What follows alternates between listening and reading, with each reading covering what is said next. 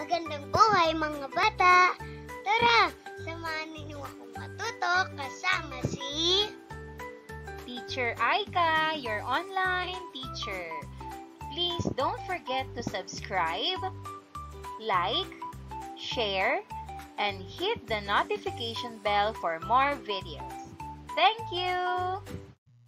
Revised K-12 Curriculum, Filipino, Grade 3, Quarter 2, Lesson 1, Day 1.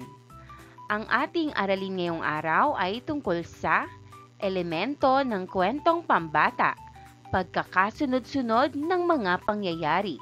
Muli, ako si Teacher Aika, ang inyong online teacher. Simulan na natin. Mga layunin.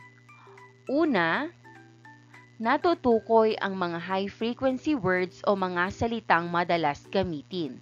Pangalawa, nagagamit ang mga high-frequency words ukol sa sarili at bansa.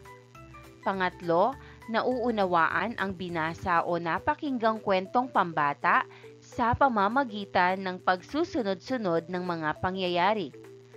Pang-apat, natutukoy ang mga elemento ng kwento.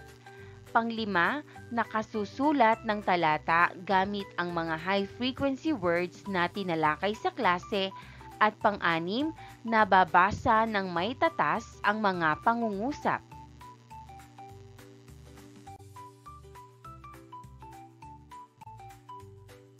Magandang araw mga bata! Nitong nakaraang linggo ay ating tinalakay ang mga pananda sa tekstong may hudyat ng pagkasunod-sunod. Bago iyan, dahil ngayon ay panahon ng bagyo, ano-ano ang mga bagay-bagay na dapat nating ihanda bago ang kalamidad? Gamitin ang mga pananda bilang hudyat ng pagkakasunod-sunod. Una, alamin ang balita ukol sa lagay ng panahon. Sumunod, alamin ang plano ng komunidad hinggil sa paglikas. Pagkatapos, ihanda ang go bag na naglalaman ng mga mahahalagang bagay ng pamilya. Panghuli, maging alerto at sumunod sa kinauukulan. Magaling mga bata, tandaan na ang pagsunod sa tamang hakbang ay makaiiwas sa kapahamakan.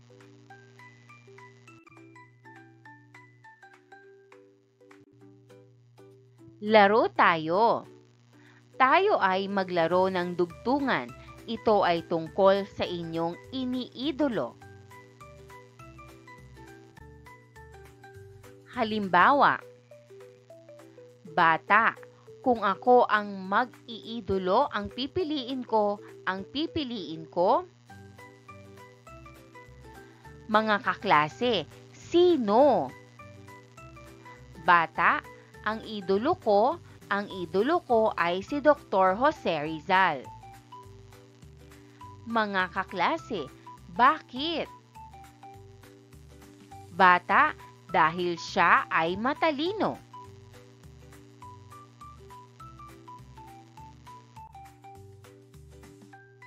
Sa ating laro kanina, ano ang ibig sabihin ng salitang idolo?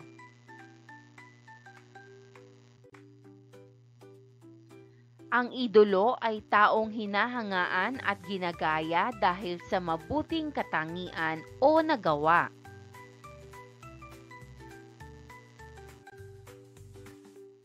Sino-sino ang mga nabanggit na iniidolo ng inyong mga kaklase?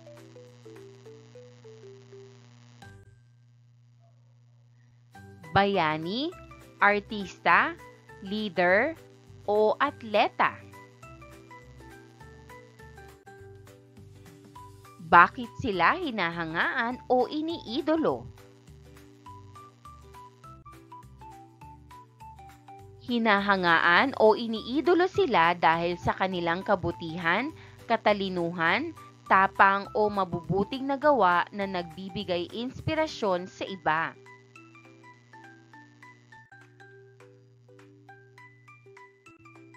Paghawan ng balakid. Sa araw na ito, tayo ay magbabasa ng isang kwento. Ito ay pinamagatang Ang Idolo ni Beatriz. Para lalong maintindihan ang kwento, ating alamin ang kahulugan ng mga salita na hango sa kwento. Basahin ang mga pangungusap. Ibigay ang kahulugan ng mga salitang nasalungguhitan. Una, may tungkulin ang bawat opisyal ng klase. Tungkulin. Pananagutan, karapatan, trabaho. Pangalawa, ang isang pinuno ay kailangang maglingkod ng tapat. Pinuno. Ibig sabihin, leader, senado, at pangulo. Pangatlo, isang anunsyo ang sinabi ng guro bago matapos ang klase. Anunsyo. Ibig sabihin, patalastas, pahayag, at paalala. Pang-apat, sundin ang mga hudyat kung kailangan magsimulang sumagot. Hudyat. Ibig sabihin, babala, tanda, kumpas. Panglima, si Beatriz ang piniling leader ng klase. Piniling. Ibig sabihin, inihalal, paborito, inilihim.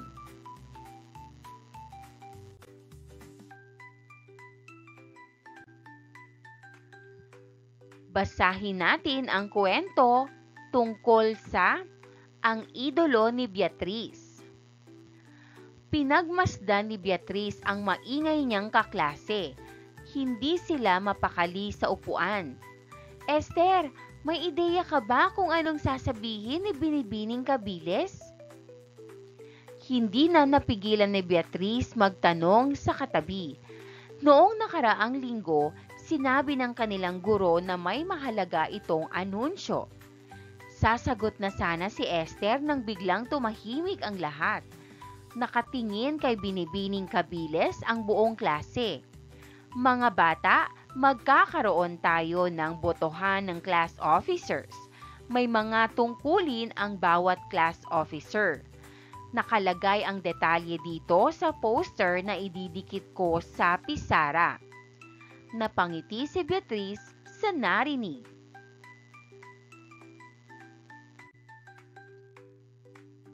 Ipinanganak si Apolinario Mabini noong Hulyo 22, 1864. Pangalawa siya sa 8 magkakapatid.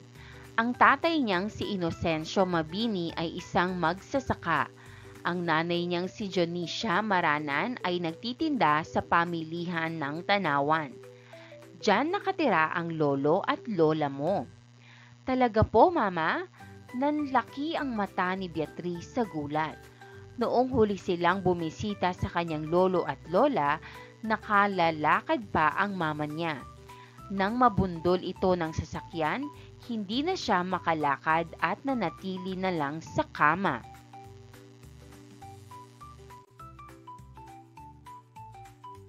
Noong bata, nakakuha si Apolinario ng scholarship sa Kolehiyo de San Juan de Latran.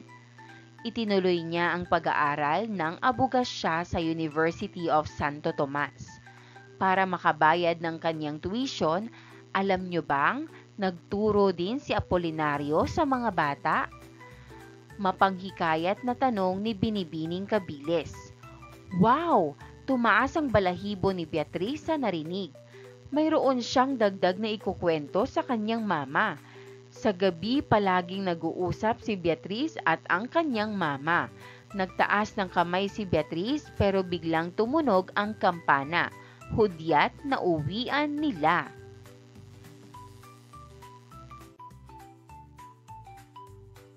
Pero alam mo bang pagpapari ang talagang gusto ng mama ni Apolinario para sa kanya? Sabi ng iba, gusto ni Apolinario na maglingkod sa kapwa Pilipino kaya abogasya ang pinili niya. Natigilan ang nanay ni Beatrice sa pagkukwento. Bigla itong inubo.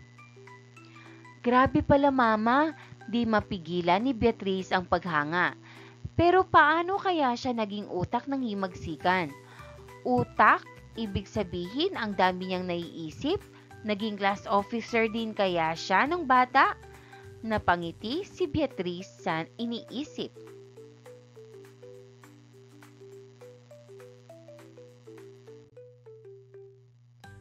Naging miyembro si Apolinario ng La Liga Filipina. Nagsulong ang La Liga Filipina ng mga batas at patakaran para sa ikabubuti ng bayan. Habang nagpapaliwanag si Binibining Cabiles, biglang tumunog ang kampana. Bago maghiwalay, nagbilin ang guro. Kayo kaya, anong patakaran ang isusulong ninyo sa ating klase? Huwag kalimutan, malapit na ang botohan. Natawa ang buong klase sa hirit ni Binibining Cabiles, pero si Beatrice huminga ng malalim. Sa totoo lang, gustong-gusto niyang maging class officer. Gusto niyang maging bahagi ng grupong naglilingkod sa klase.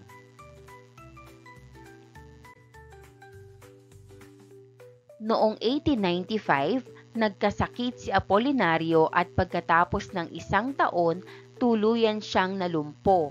Hindi niya mailakad ang 2 binti. Tuwing aalis, kailangan siyang buhatin. Isinara ni Beatrice ang libro. Bakit mo itinigil? Ituloy mo lang, iha, sabi ng kanyang mama. Napabuntong hininga si Beatrice. Naisip niya si Apolinario. Hindi ito tumigil sa paglilingkod sa bayan kahit na nagkasakit. Napatingin din siya sa nanay na nakahiga sa kama. Kahit hindi na makalakad, nananatiling masayahin at puno ng pag-asa.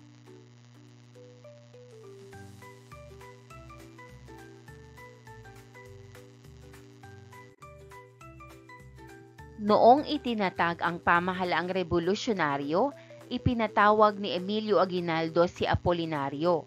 Si Emilio ang presidente noon at si Apolinario ang ginawa niyang tagapayo.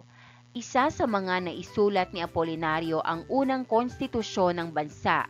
Naglalaman ito ng mga karapatan at obligasyon ng bawat Pilipino. Ito ang paliwanag ni Binibining Cabiles sa buong klase. Biglang tumunog ang kampana. Tingnan natin kung anong patakaran ang maiisip ng magiging class officers. Napalunok si Beatrice. Hindi niya sigurado kung itutuloy niya ang pagtakbo. Hala, paano kung hindi siya manalo? Matalo ka man, hayaan mo na anak. Tingnan mo nga si Apolinario, kahit nagkasakit, ginawa pa rin niya ang gusto. Yakap ang kinakabahang si Beatrice ng kanyang mama. Inilibot ni Beatrice ang mata sa mga dibuhong nakasabit sa kwarto. Pintor ang kanyang mama. Kahit di makalakad, ang dami pa rin itong nagagawa. Nandoon sa isang sulok ang larawan ni Apolinario Mabini. Matalas na nakatitig sa kanya. Tumaas ang balahibo ni Beatrice. Bigla siyang napangiti. Kinabukasan, malaki ang ngiti ni Beatrice nang humarap sa mga kaklase. Sa halip na kabahan, inisip niya ang homework na gagawin. Tungkol ito sa reaction paper niya kay Apolinario Mabini. Alin kaya ang pagtutuunan niya ng pansin? Iyong katapangan ba o katalinuhan mula sa pagkabata? Maya-maya pa, sa wakas, tumating na ang pinakahihintay ng buong klase. Abot tenga ang ngiti ni Binibining Cabiles bago mag-anunsyo. Okay mga bata, nabilang ko na ang inyong boto. Heto na ang class officers para sa taong ito. Mga tanong. Una, sino ang pangunahing tauhan sa kwento? Sagot, si Beatrice ang pangunahing tauhan sa kwento. Pangalawa, Saan nangyari ang kwento? Sagot, sa paaralan at bahay ni Beatriz nangyari ang kwento. Pangatlo, sino ang iniidolo ni Beatriz? Bakit niya ito iniidolo? Sagot, iniidolo ni Beatriz si Apolinario Mabini dahil kahit siya ay may sakit at di makalakad, naglingkod pa rin siya sa bayan.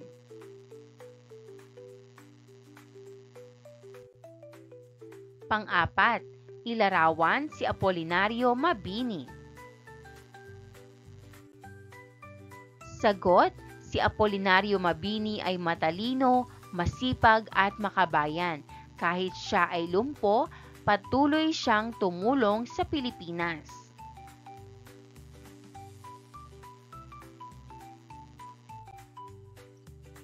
Panglima, sa iyong palagay, bakit namangha si Beatriz kay Mabini? Sagot, namangha si Beatriz kay Mabini dahil kahit may kapansanan ito, hindi siya sumuko at patuloy siyang naglingkod sa bansa.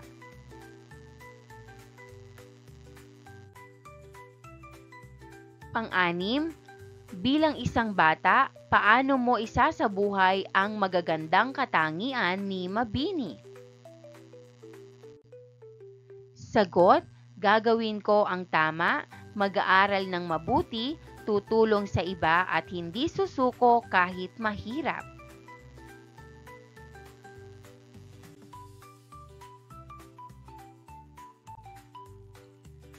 Hatiin ang klase sa dalawa na pangkat at ibigay ang sumusunod na larawan.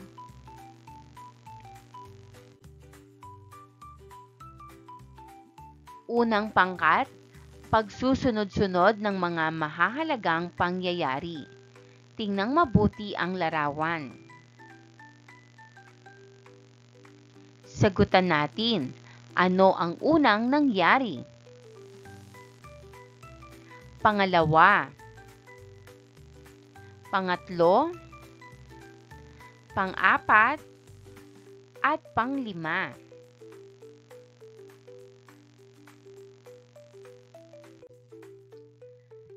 Ikalawang pangkat, elemento ng kwento. Tukuyin ang mga elemento ng kwento. Tauhan, Beatriz, Mama, Binibining Cabiles, Apolinario Mabini. Tagpuan, paaralan at bahay. Pangyayari, na-inspire si Beatriz kay Apolinario Mabini. Simula, may botohan sa klase.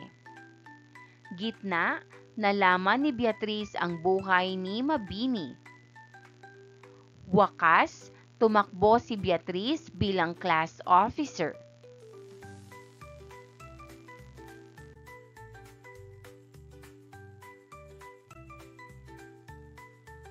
Ang isang kwento ay binubuo ng iba't ibang elemento na nagtutulungan upang makalikha ng isang makahulugang karanasan para sa mambabasa.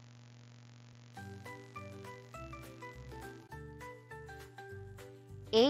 Tauhan, ang mga gumagalaw sa kwento na maaaring sila ay tao, hayop o kahit na mga bagay na mayroong katangian at kilos. B. Tagpuan, ito ay ang lugar, panahon at kapaligiran kung saan nagaganap ang kwento. C. Banghay o pangyayari, ito ay ang pagkakasunod-sunod ng mga mahahalagang pangyayari sa kwento.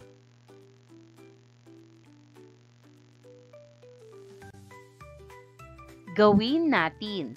Ayusin ang mga pangyayari sa ibang kwentong pambata gamit ang mga elemento ng kwento sa paraang patalata. Ang nawawalang pusa. A. Nagsaya si Bunso dahil nakita niya si Mimi. B. Hinanap ni Bunso si Mimi sa buong bahay. C. Tinawag ni Bunso si Mimi, ngunit hindi niya ito mahanap. D.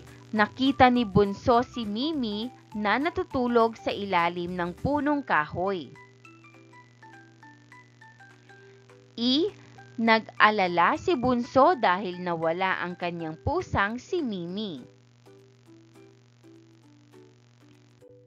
Narito naman ang pagkakasunod-sunod ng kwento. Ang nawawalang pusa. Nag-alala si Bunso dahil nawawala ang kanyang pusang si Mimi. Tinawag ni Bunso si Mimi ngunit hindi niya ito mahanap. Hinanap ni Bunso si Mimi sa buong bahay. Nakita ni Bunso si Mimi na natutulog sa ilalim ng punong kahoy. Nagsaya si Bunso dahil nakita niya si Mimi.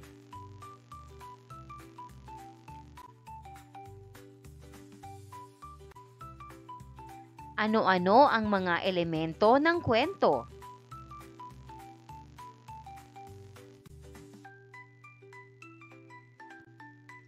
Subukin natin. Tukuyin ang elemento ng kwentong inilalarawan sa bawat pangungusap. Maaaring ito ay tauhan, tagpuan o pangyayari.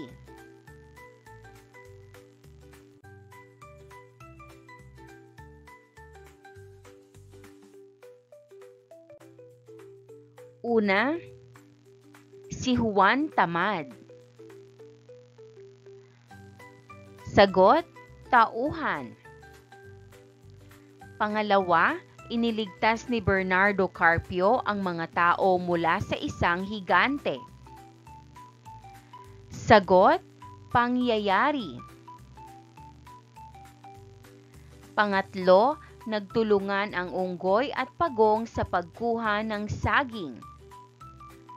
Sagot, pangyayari.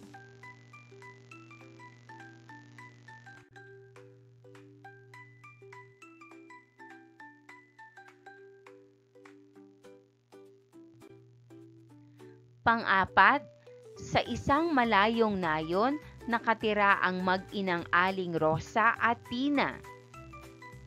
Sagot, tagpuan.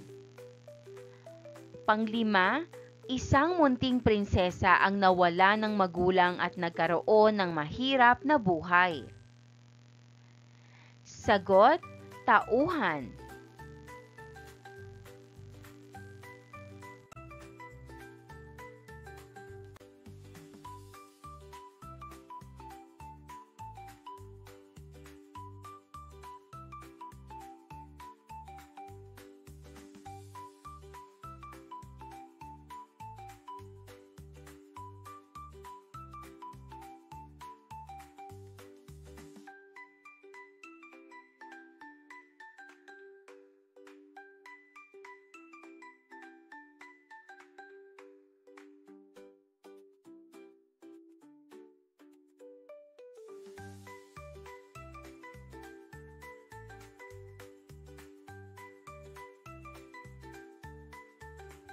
And that wraps up today's lesson. If you enjoyed this video and want to see more content like this, don't forget to hit the subscribe button and ring the bell so you never miss an update. Thanks for tuning in. Magandang buhay mga bata!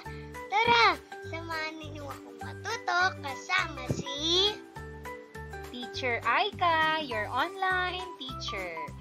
Please don't forget to subscribe, like, share, and hit the notification bell for more videos. Thank you!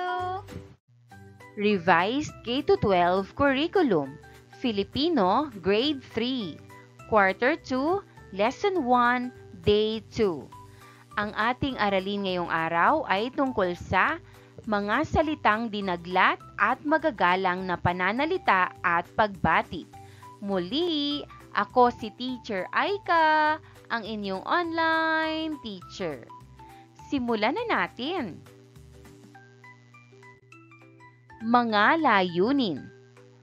Una, natutukoy ang mga sight words. Pangalawa, natutukoy ang kahulugan ng mga salita ayon sa konteksto. Pangatlo, nababasa ng wasto ang mga natutuhang salita. Pang-apat, naisusulat ng wasto at maayos ang mga natutuhang salita.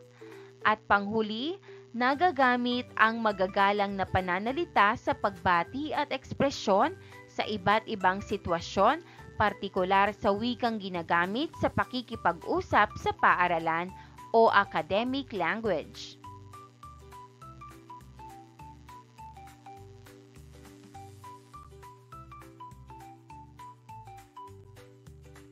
Magandang araw mga bata! Natatandaan pa ba ninyo ang ating paksang pinag-aralan kahapon? Kung ganoon, tayo ay maglalaro. Hahatiin ko kayo sa 3 pangkat at bibigyan ko kayo ng gawain. Sa bawat envelope ay naglalaman ng gawain.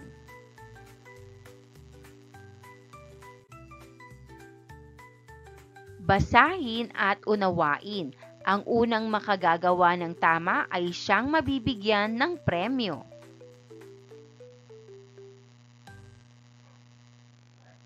Handa na ba mga bata? Bago tayo magsimula, ano-ano ang mga dapat tandaan sa pagsisimula ng isang gawain?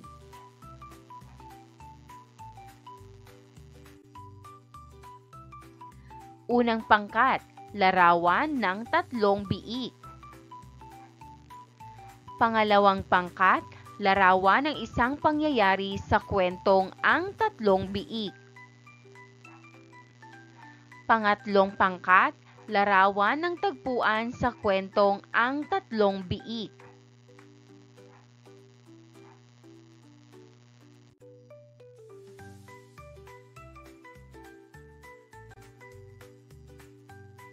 Magkakaroon tayo ng Pinoy Henyo. Paano laruin ang Pinoy Henyo? Una, mag-partner kayo. Isa ang manghuhula at isa ang maglalagay ng salita sa noo. Pangalawa, ang salita ay tungkol sa tao. Halimbawa, pangalan ng tao o bahagi ng katawan ng tao. Pangatlo, magtatanong ang manghuhula tulad ng, tao ba to? Bahagi ba ito ng katawan?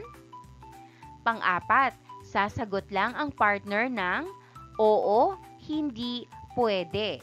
Hindi siya pwedeng magbigay ng clue o kumibo. Pang-5, kailangang mahulaan ang salita bago matapos ang oras.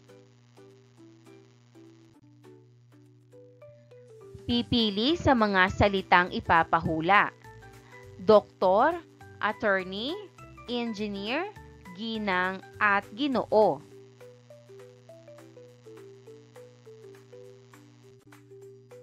Basahin ng wasto ang mga salita. Doktor, doktor. Attorney, attorney. Engineer, engineer. Ginang, ginang. Ginoo, ginoo.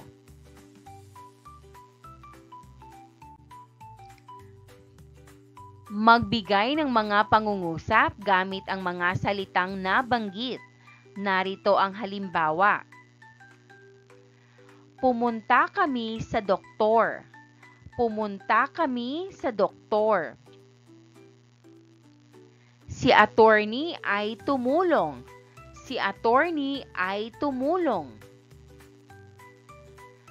Ang tatay ko ay engineer. Ang tatay ko ay engineer. Si Ginang Cruz ang guro. Si Ginang Cruz ang guro. Si Ginoong Reyes ang principal. Si Ginoong Reyes ang principal.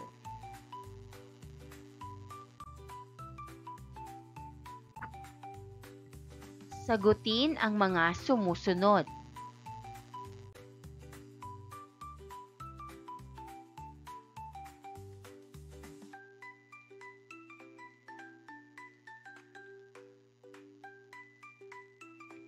Una, ako ay may suot na puting damit. Ako ay kadalasang makikita sa ospital. Gumagamot ako ng may sakit. Sino ako?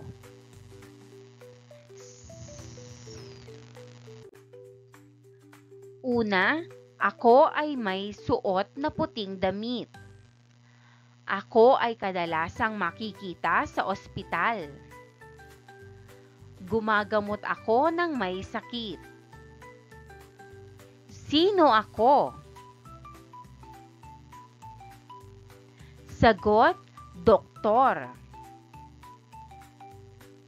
Pangalawa, ako ay makikita sa bulwagan ng katarungan.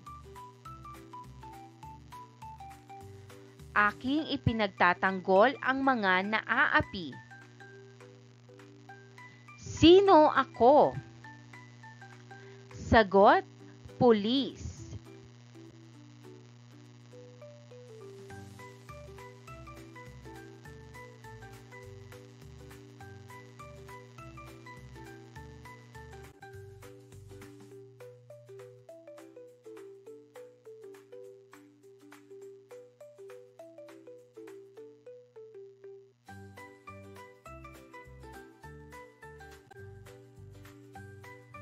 Pangatlo, kilala ako bilang nagdidisenyo ng mga tulay at gusali.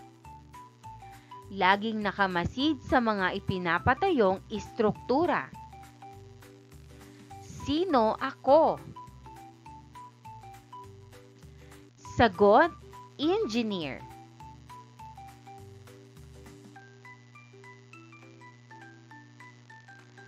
Pang-apat, isang magalang na pantawag sa aming mga babae bilang may asawa. Sino ako?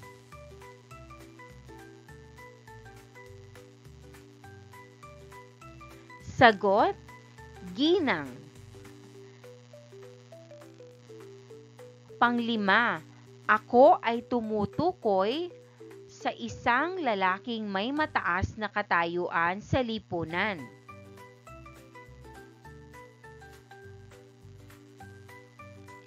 Ako rin ay ginagamit bilang pagbibigay respeto sa aming mga guro, leader o matatanda.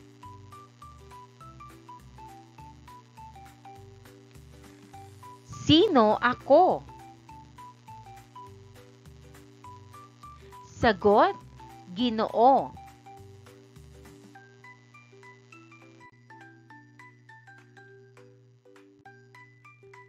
Halina at magbasa.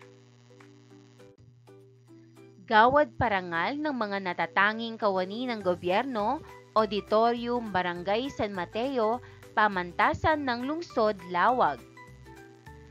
Si Kagalang-galang Juan de la Cruz ang Pangulo ng Pamantasan ng Lungsod, Lawag, ang pangunahing tagapagsalita sa gawad parangal ng mga natatanging kawani ng gobyerno. Ginanap ito sa auditorium ng Barangay San Mateo. Ang mga pinarangalan ay sina Ginang Maria Santos, isang guro sa elementarya, Dr. John Remigio, isang veterinaryo, Binibining Jovi Mendoza, isang tagalinis ng parke, Engineer Robert Thomas, isang inhinyero, at si Attorney Elmer Perez, isang abogado.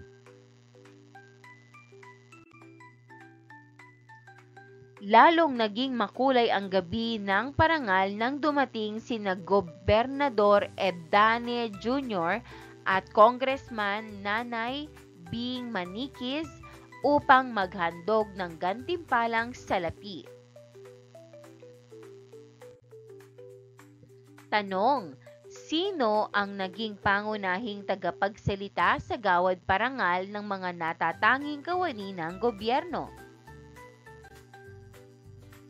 Sagot, si Kagalang-galang Juan de la Cruz ang pangunahing tagapagsalita. Pangalawa, sino-sino ang binigyan ng parangal? Sagot, sina Ginang Maria Santos, Dr. John Remigio, Binibining Jovi Mendoza, Engineer Robert Thomas, at Attorney Elmer Perez.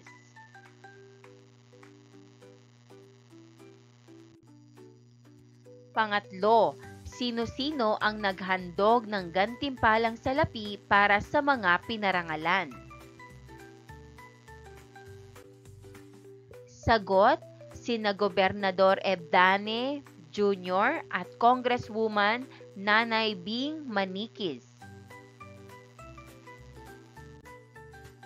Pang-apat, gusto mo rin bang mapabilang sa nabigyan ng parangal?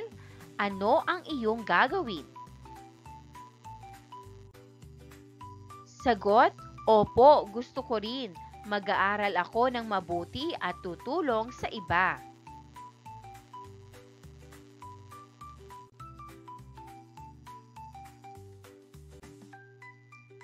Basahin ang mga pantawag sa tao na ginamit sa teksto. Ginang Maria Santos. Ginang Maria Santos. Dr. John Remigio. Dr. John Remigio. Binibining Jovi Mendoza. Binibining Jovi Mendoza. Engineer Robert Thomas.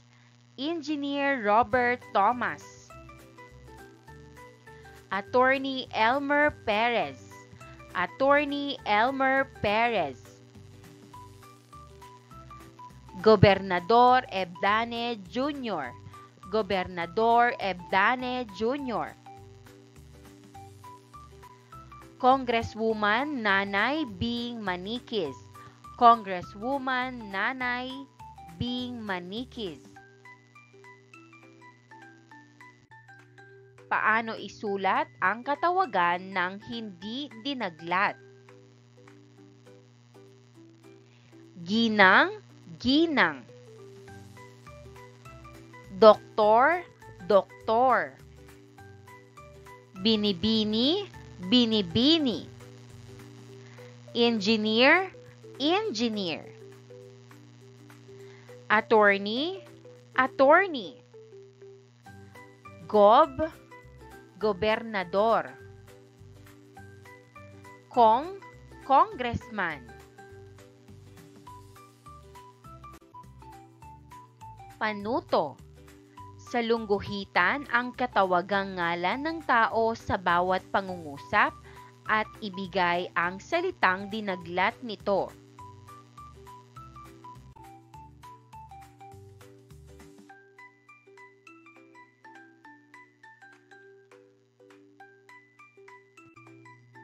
Sagutan natin. Una, nagpasalamat si Ginang Santos kay Dr. Ramirez dahil sa agarang pag-asikaso sa kanila. Sagot, Ginang Santos at Dr. Ramirez. Dinaglat, GNG Tuldok, Ginang at DR Tuldok, Doktor.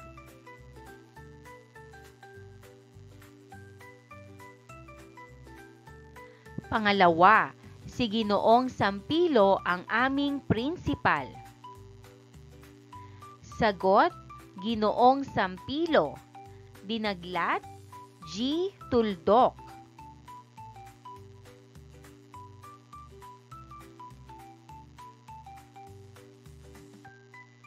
Pangatlo, inirekomenda ni Engineer Mara ang pagkumpuni sa gusali.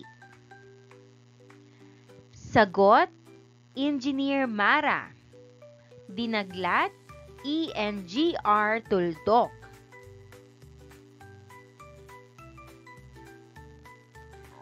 Pang-apat, nitong Sabado ay nag-ulat sa bayan si Gobernador Garcia. Sagot, Gobernador Garcia. Dinaglat, GOB Tuldok.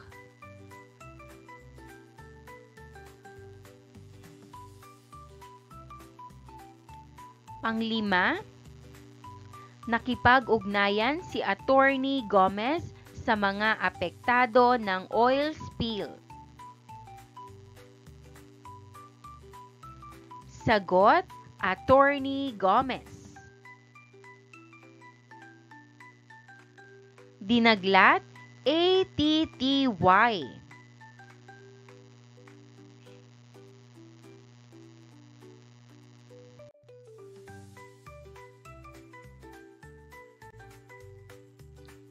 Ang pagdadaglat ay ang pagpapaikli ng isang salita sa pamamagitan ng paggamit lamang ng mga piling letra nito, kadalasan ang mga unang letra nito. Ang paggamit ng mga dinaglat na salita tulad ng Ginang Cruz, Dr. Santos at iba pa ay nagpapakita ng paggalang.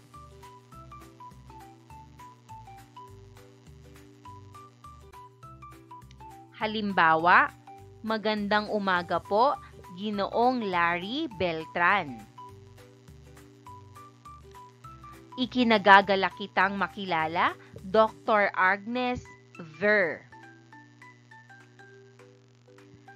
Maaari po ba kaming makiraan, Binibining Joan Valdez? Gawin natin. Gamit ang mga sitwasyong nasa ibaba, sumulat ng isang pangungusap na gumagamit ng magagalang na pananalita o pagbati. Una, isang estudyante ang nagtatanong ng nawawalang gamit sa kanyang gurong si Binibining Grace Manalo. Halimbawa, magandang umaga po, Binibining Grace Manalo. Maaari po bang magtanong kung nakita ninyo ang aking aklat?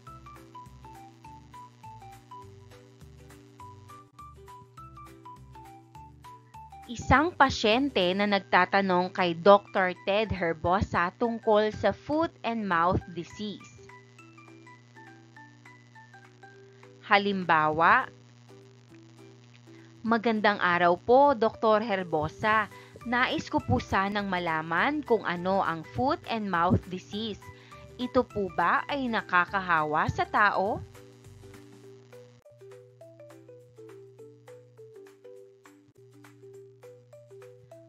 Una, ano ang tinatawag na pagdadaglat?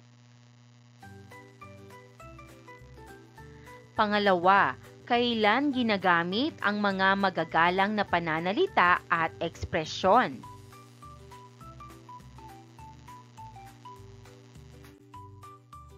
Isabuhay natin.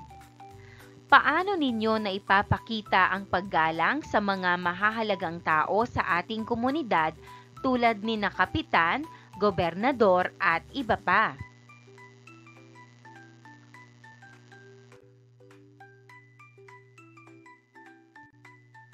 Subukin natin. Salungguhitan ang katawagang ngalan sa bawat pangungusap at isulat ang dinaglat na salita nito.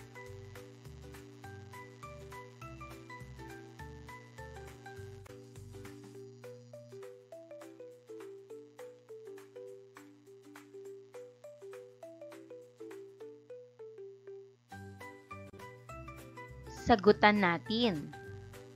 Una, isang manggagamot sa sakit ng puso si Dr. Garcia. Sagot, Dr. Garcia, dinaglat, DR, tuldok.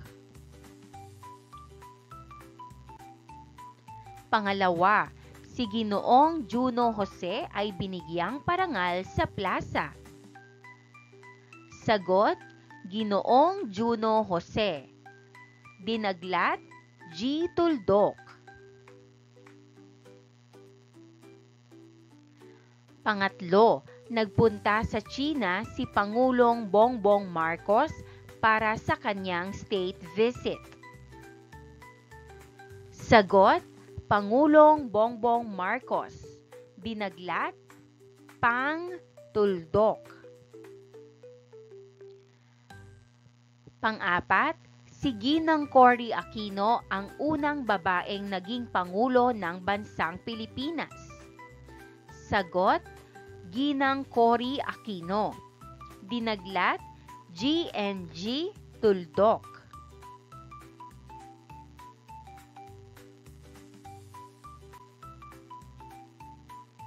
Panglima, lubos na ikinagalak ang pagdating ni kagalang-galang pangalawang Pangulo Sara Duterte. Sagot, kagalang-galang pangalawang Pangulo Sara Duterte. Dinaglat, KGG Tuldok.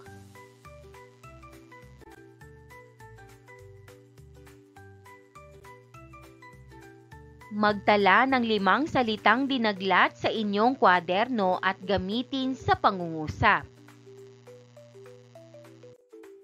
And that wraps up today's lesson. If you enjoyed this video and want to see more content like this, don't forget to hit the subscribe button and ring the bell so you never miss an update. Thanks for tuning in. Magandang buhay mga bata! Tara, samahan ninyo akong matuto kasama si Teacher Aika, your online teacher. Please don't forget to subscribe, like, share, and hit the notification bell for more videos. Thank you! Revised K-12 Curriculum Filipino, Grade 3, Quarter 2, Lesson 1, Day 3. Ang ating aralin ngayong araw ay tungkol sa pagtukoy sa damdamin ng mga tauhan sa kwento. Muli, ako si Teacher Aika, ang inyong online teacher. Simulan na natin! Mga layunin. Una, natutukoy ang mga high-frequency words o mga salitang madalas gamitin. Pangalawa, nagagamit ang mga high-frequency words ukol sa sarili at bansa. Pangatlo, natutukoy ang damdamin ng pangunahing tauhan sa binasa o napakinggang kwentong pambata. Pang-apat, nakasusulat ng talata gamit ang mga high-frequency words na tinalakay sa klase at nababasa ng may tatas ang mga pangungusap.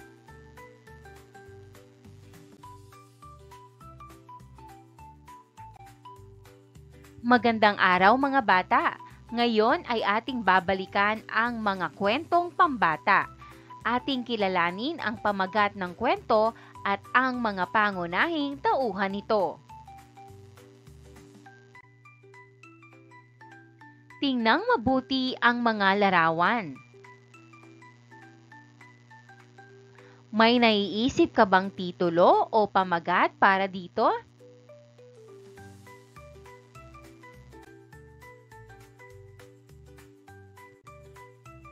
Pangkatang gawain. Magsulat ng mga salita na may kaugnayan sa salitang pangarap.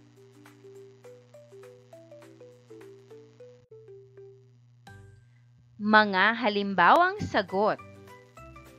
Tagumpay, tagumpay. Pag-asa, pag-asa. Sipag, sipag. Tiyaga, tiyaga. Pag-aaral, pag-aaral. Kinabukasan, kinabukasan.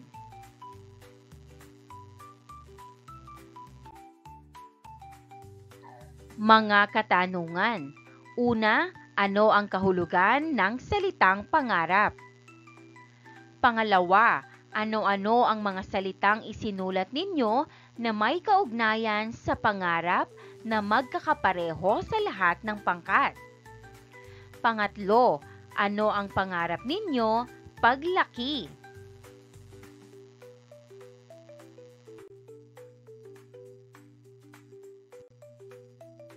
Paghawan ng balakid. Ibigay ang kahulugan ng mga salita.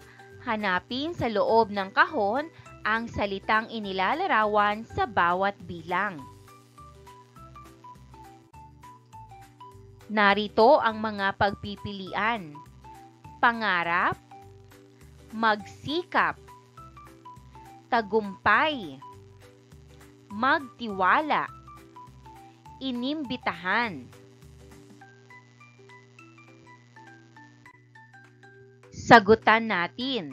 Una, ito ay tumutukoy sa isang mithiin o layunin sa buhay. Sagot, pangarap. Pangarap. Pangalawa, isang paanyaya upang makilahok sa isang okasyon, gawain o pagtitipon. Sagot, inimbitahan. Inimbitahan. Pangatlo, ito ay ang paniniwala sa kakayahan o katapatan ng isang tao.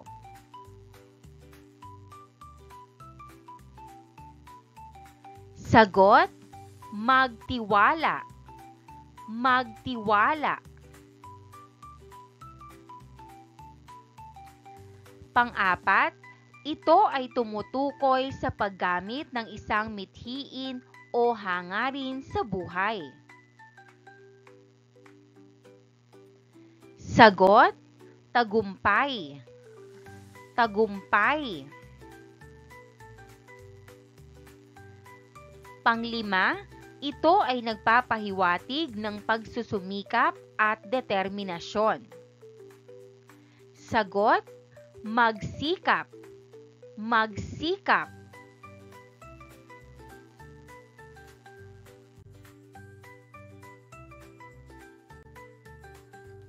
Halina at magbasa. Si Miguel, ang batang may pangarap. Sa isang maliit na bayan ng Bagong Pag-asa, may isang batang nagngangalang Miguel. Siya ay matalino at mabait, ngunit madalas siyang mahiyain. Hindi siya palaging nagtataas ng kamay sa klase at nahihiya kapag tinatanong ni Binibining Cruz, ang kanyang guro sa Filipino. Isang araw, dumalaw sa kanilang paaralan si Dr. Santos, isang kilalang doktor sa kanilang bayan. Ikinuwento niya kung paano niya natupad ang pangarap niyang maging isang manggagamot at tumulong sa maraming tao. Noong bata pa ako, mahiyain din ako tulad ninyo, ani ni Dr. Santos. Ngunit natutuhan kong harapin ang aking takot at magsikap sa pag-aaral. Ang isang pangarap ay nagiging totoo kapag pinagsisikapan.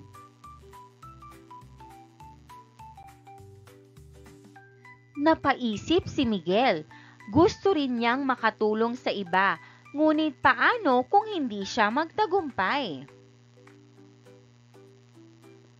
Pagka-uwi niya, kinausap siya ng kanyang ama, si Ginoong de la Cruz, at sinabing, Miguel, ang tagumpay ay hindi dumarating sa mga taong natatakot.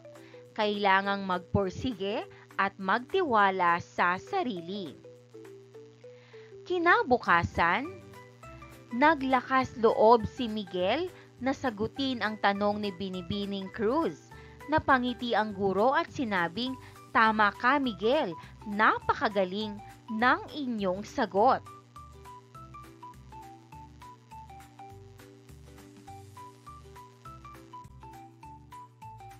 Lalong lumakas ang loob ni Miguel. Nagsimula siyang magsalita sa klase, tumulong sa kanyang mga kaklase at maging aktibo sa mga proyekto ng paaralan. Napansin ito ni Kapitan Ramirez, ang kanilang kapitan, at inimbitahan siyang sumali sa programang pangkabataan ng kanilang barangay.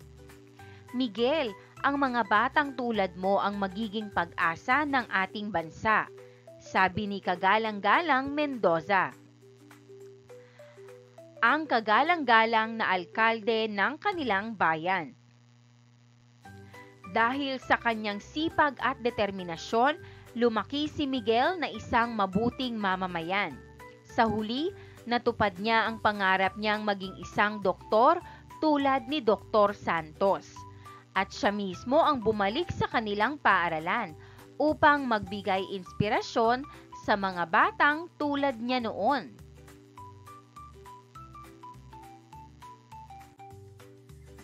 Mga tanong. Una, ano ang natamong pangarap ni Miguel? Sagot, naging doktor si Miguel.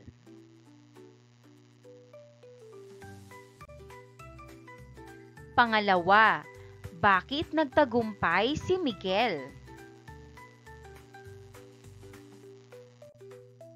Sagot, nagtagumpay siya dahil nagsikap siya at nagtiwala sa sarili.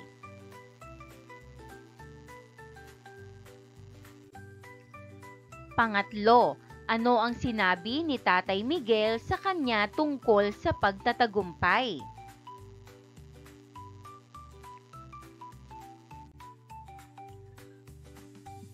Sagot, ang tagumpay ay hindi para sa mga natatakot. Kailangang magsikap at magtiwala sa sarili. Pang-apat, paano nagbago si Miguel? Sagot, dati siyang mahiyain pero natutong magsalita, tumulong at maging matapang.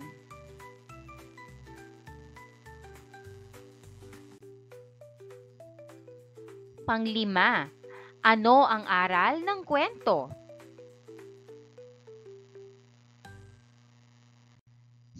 Sagot, kapag nagsikap ka at naniwala sa sarili mo, matutupad mo ang iyong pangarap.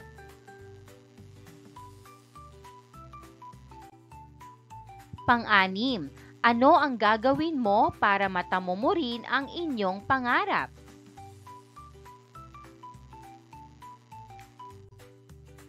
Sagot, mag-aaral ako ng mabuti at hindi ako susuko.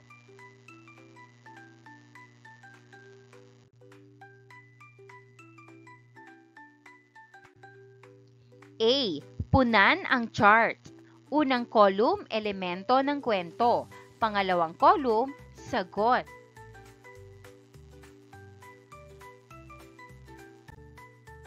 Sagutan natin. Pangunahing tauhan. Sagot, Miguel. Tagpuan. Sagot, paaralan at kanilang bahay sa Bagong Pag-asa.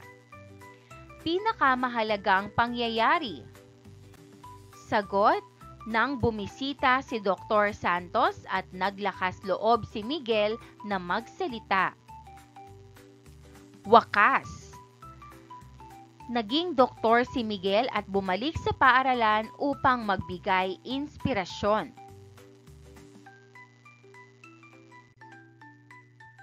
B. Tukuyin ang damdamin ng mga tauhan sa mga pangyayari. Unang kolum, tauhan sa kwento. Pangalawang kolum, damdamin ng tauhan.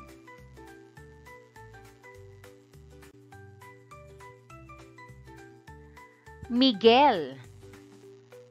Mahiyain sa simula, tapos naging masigla at matapang.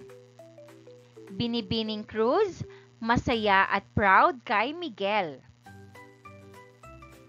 Dr. Santos, masaya at nais tumulong at magbigay inspirasyon. Ginoong de la Cruz, mapagpayo at nagtuturo ng tapang at tiwala sa sarili.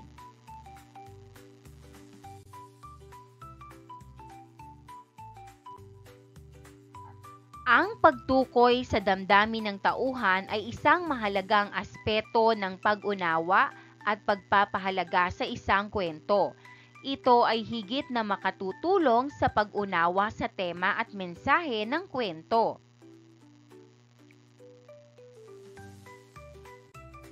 Halimbawa, una, lubha akong nalulungkot sa pagkawala ng aking alagang pusa. Malinaw na ang kanyang damdamin ay puno ng kalungkutan. Pangalawa, siya ay napasigaw ng malakas nang makita niya ang patay na alaga. Ipinapahiwatig na siya ay galit.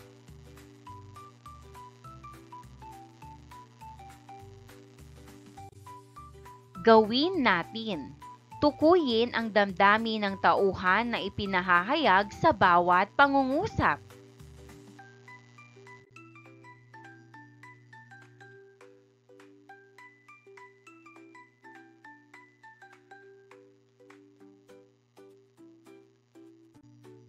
Sagutan natin. Una, si Miguel ay isang matalino at mabait na bata, ngunit hindi siya nagtataas ng kamay sa klase. Sagot, mahiyain. Pangalawa, ikinuwento ni Dr. Santos kay Miguel kung paano natupad ang pangarap niyang maging manggagamot. Sagot, nagbibigay ng inspirasyon.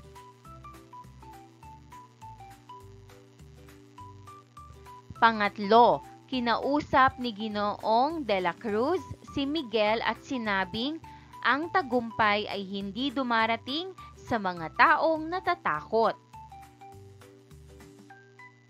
Sagot, maalalahanin, mapagtiwala.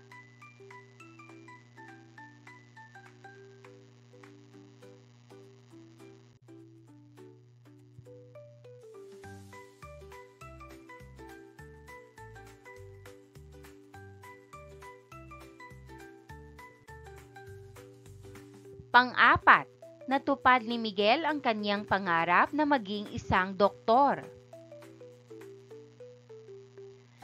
Sagot, masaya.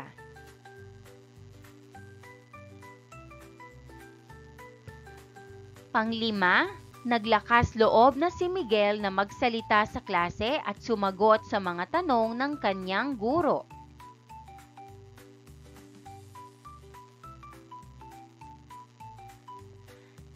Sagot, katatagan ng loob.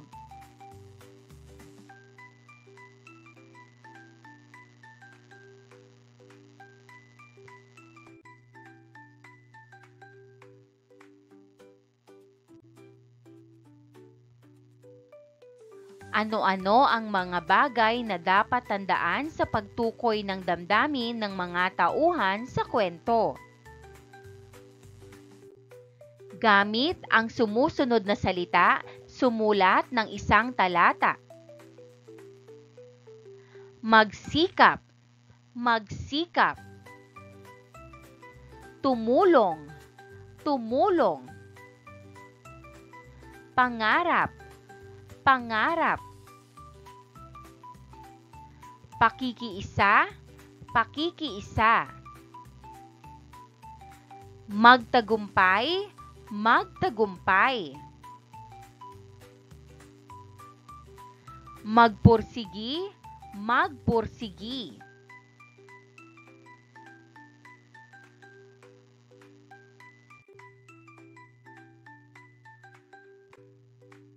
Subukin natin.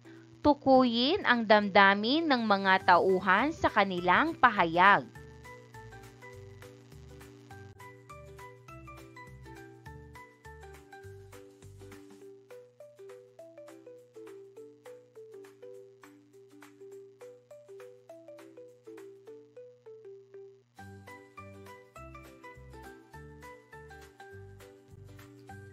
Sagutan natin.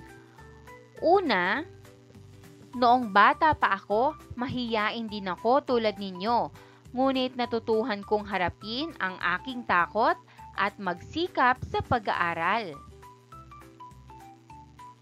Sagot, matatag. Matatag.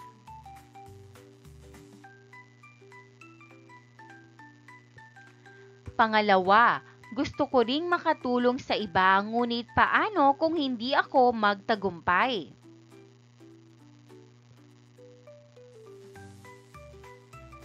Sagot, nag-aalinlangan. Nag-aalinlangan. Pangatlo, kailangang magpursigi at magtiwala sa sarili. Kailangang magpursigi at magtiwala sa sarili.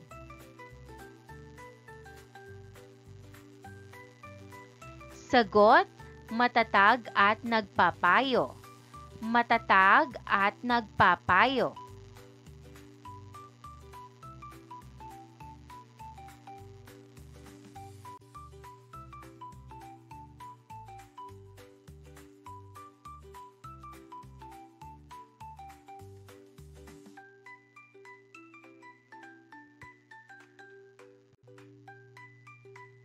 Pang-apat, tama ka, Miguel. Napakagaling ang inyong sagot.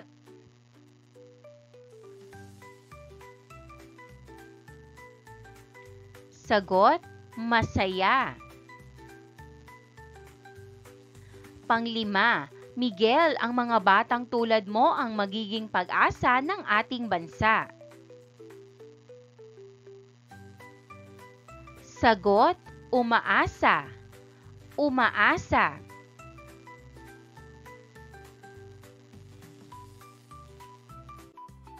And that wraps up today's lesson. If you enjoyed this video and want to see more content like this, don't forget to hit the subscribe button and ring the bell so you never miss an update. Thanks for tuning in. Magandang buhay mga bata! Tara, samahan ninyo akong matuto kasama si Teacher Aika, your online teacher. Please don't forget to subscribe, like, share, and hit the notification bell for more videos. Thank you! Revised K-12 Curriculum Filipino Grade 3 Quarter 2 Lesson 1 Day 4. Ang ating aralin ngayong araw ay tungkol sa mga salitang dinaglat at magagalang na pananalita at pagbati. Muli, ako si Teacher Aika, ang inyong online teacher. Simulan na natin. Mga layunin. Una, natutukoy ang mga sight words. Pangalawa, natutukoy ang kahulugan ng mga salita ayon sa konteksto. Pangatlo, nababasa ng wasto ang mga natutuhang salita. Pang-apat, na isusulat ng maayos at wasto ang mga natutuhang salita. Panglima, nagagamit ang magagalang na pananalita sa pagbati at ekspresyon sa iba't ibang sitwasyon, partikular sa wikang ginagamit sa pakikipag-usap sa paaralan o academic language.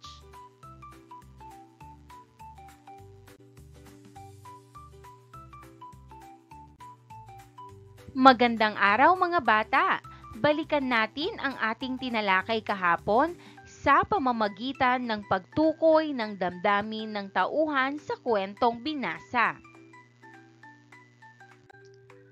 Una, si Haring Araw ay kilala sa pagiging mapagmataas at makapangyarihan. Hindi niya pinapansin ang hinaing ng kanyang nasasakupan. Anong katangian mayroon ang hari? Sagot, mayabang at walang malasakit.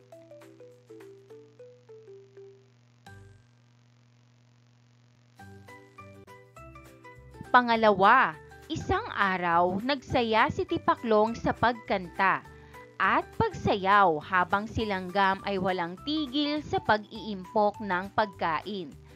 Nang dumating ang tag-ulan, nagutom si Tipaklong at humingi ng tulong kay Langgam. At siya naman nitong pinatuloy. Anong ipinakita ni Langgam sa sitwasyon? Sagot, matulungin at maawain. Pangatlo, isang hari ang nagbigay ng buto sa magsasaka. Itinanim niya ito at pinagyaman hanggang sa mamunga ng isang pagkatamis-tamis na mangga. Anong katangian ang ipinakita ng magsasaka? Sagot, masipag at matiisin.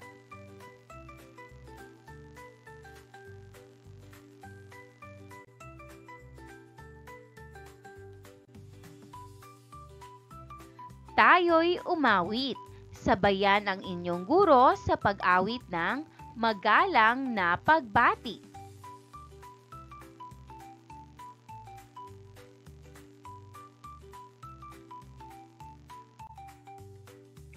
Narito ang mga magagalang na pagbati.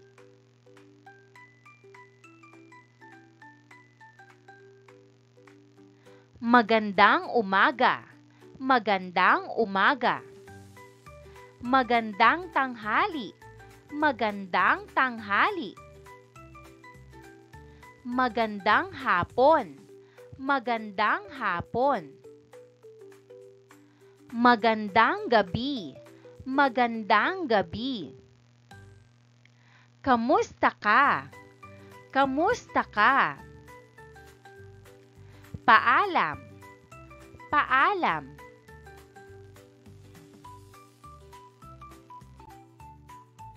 Kailan ginagamit ang mga magagalang na pananalita? Sagot, ginagamit ang magagalang na pananalita upang ipakita ang paggalang sa pakikipag-usap, lalo na sa matatanda o may otoridad. Halimbawa nito ay, magandang umaga, pwede po ba? At maraming salamat po.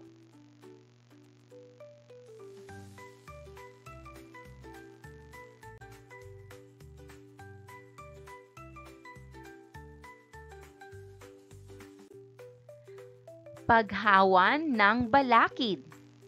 Ibigay ang kahulugan ng salitang may salungguhit.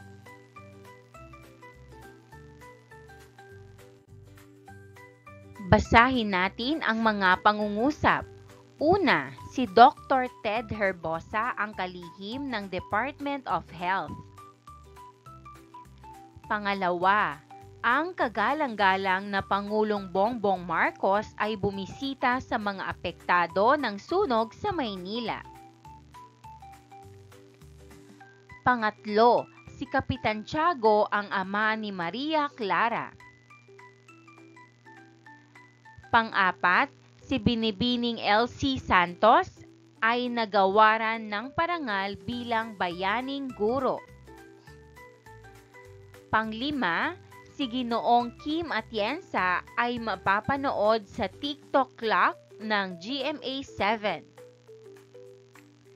Mga salitang may salungguhit, doktor, kagalang-galang, kapitan, binibini, at ginoo. Bigyan natin ng kahulugan ang mga salitang may salungguhit. Doktor, isang taong may propesyon sa paggagamot o may mataas na antas ng kaalaman sa isang larangan.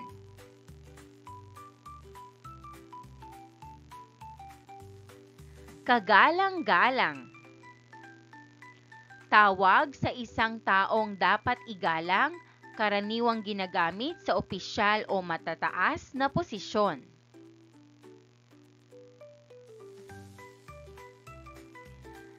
Pangulo, ang pinakamataas na pinuno ng isang bansa.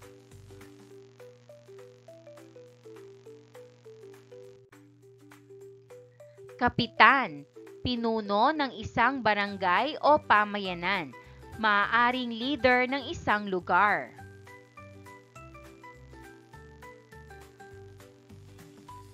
Binibini, tawag sa isang dalagang babae.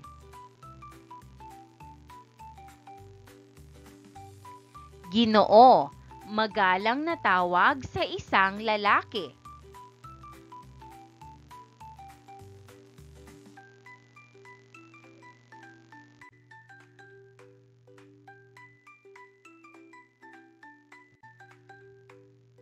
Pagbabasa ng pangkatan.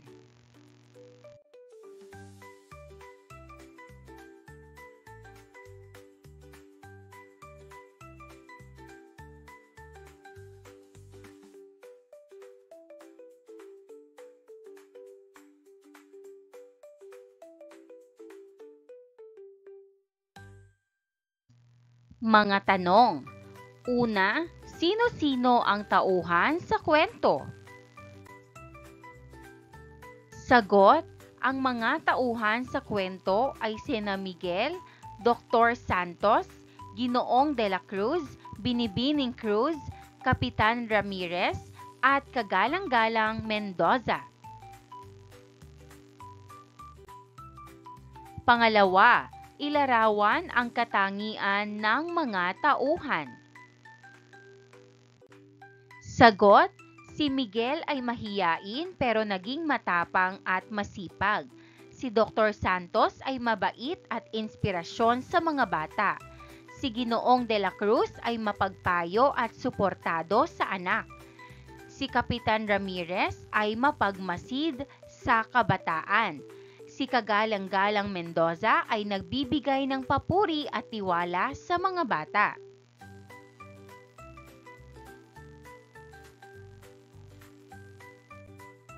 Pangatlo, sino ang nagbigay inspirasyon kay Miguel upang ipagpatuloy niya ang kanyang pangarap?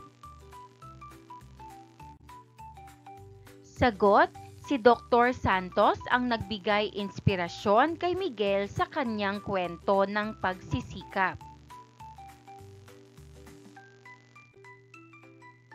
Pang-apat, ano ang ipinayo ni Ginoong de la Cruz sa kanyang anak na si Miguel? Sagot, pinayuhan niya si Miguel na magpursige at magtiwala sa sarili para magtagumpay.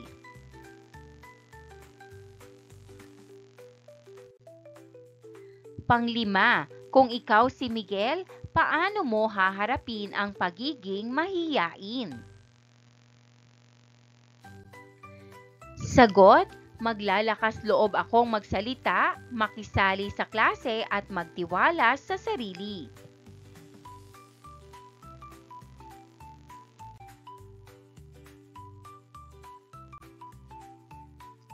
Basahin ang mga sumusunod na katawagang ngalan na hango sa teksto.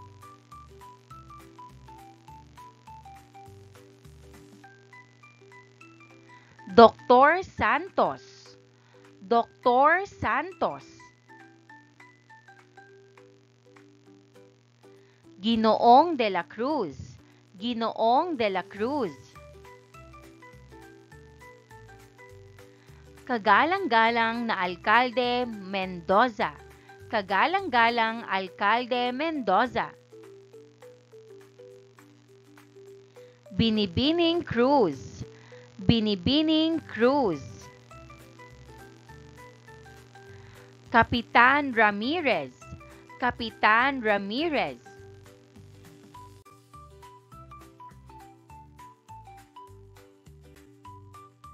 Ang paggamit ng magagalang na pananalita ay isang mahalagang bahagi ng pakikipag-ugnayan sa kapwa.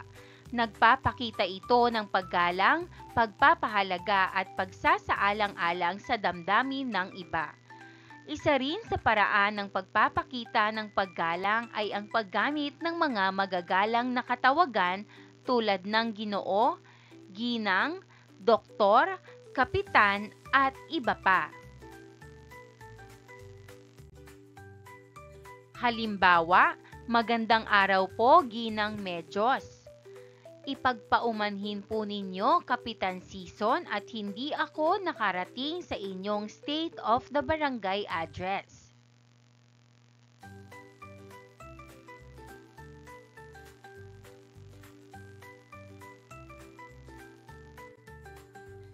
Gawin natin. Kumpletuhin ang mga pangungusap gamit ang angkop na dinaglat na katawagan.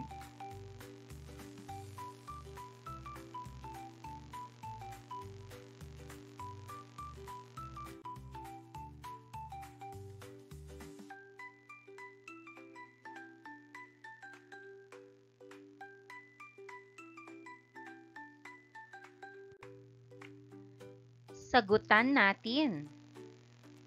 Una, Patlang Santos, maraming salamat po sa paggamot sa aking anak. Sagot, doktor.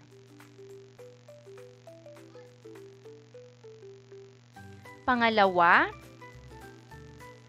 magandang umaga po, Patlang Tiago. Mapalad po ako at nakilala ko ang masipag na ama ng barangay. Sagot, kapitan. Pangatlo, Patlang Jimenez, nais po naming magpasalamat sa inyong tulong legal para sa aming mga lupa.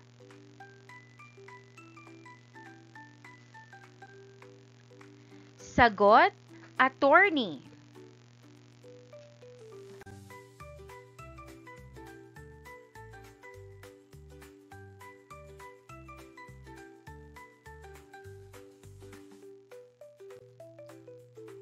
Pang-apat, magandang araw po, Patlang Garcia. Maaari po ba kaming magtanong tungkol sa aming aralin sa pagpapatayo ng mga tulay? Sagot, engineer.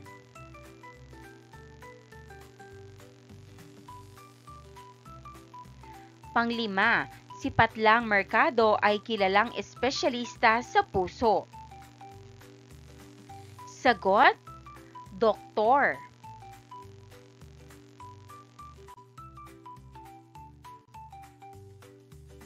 Paano nakatutulong ang tamang paggamit ng mga dinaglat na katawagang ngalan tulad ng doktor, kapitan, attorney at iba pa sa pagpapakita ng paggalang sa mga pag-uusap sa lipunan?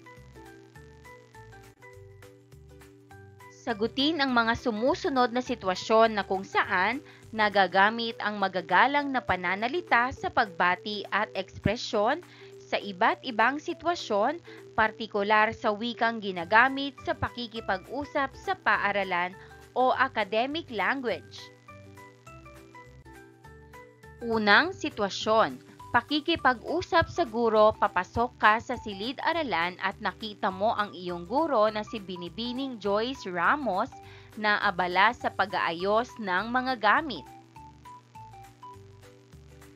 Pangalawang sitwasyon, pakikipag-usap sa librarian, kailangan mo ng tulong sa paghahanap ng aklat sa silid-aklatan.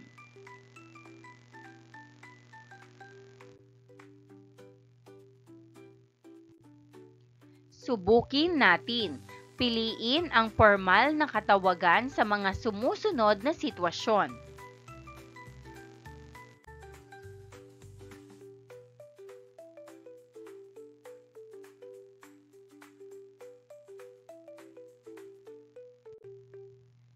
Sagutin natin. Una, kapag binabati ang isang doktor, alin sa mga sumusunod ang tamang gamitin? Sagot, doktor. Pangalawa, nais mong kausapin ang iyong guro. Sagot, binibini. Pangatlo, anong formal na katawagan ang gagamitin mo kapag babatiin ang isang abogado? Sagot, attorney.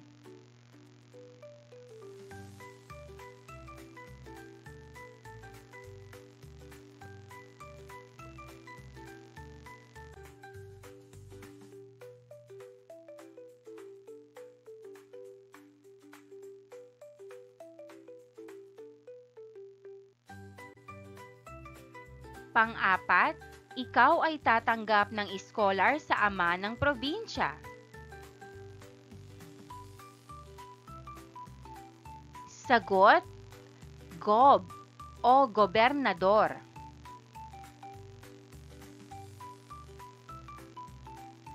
Panglima, babatiin mo ng maligayang kaarawan ang asawa ng iyong guro. Sagot,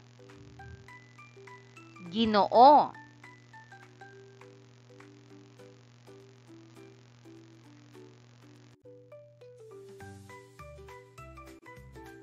Punan ang patlang ng tamang dinaglat na katawagan batay sa pahiwatig ng pangungusap.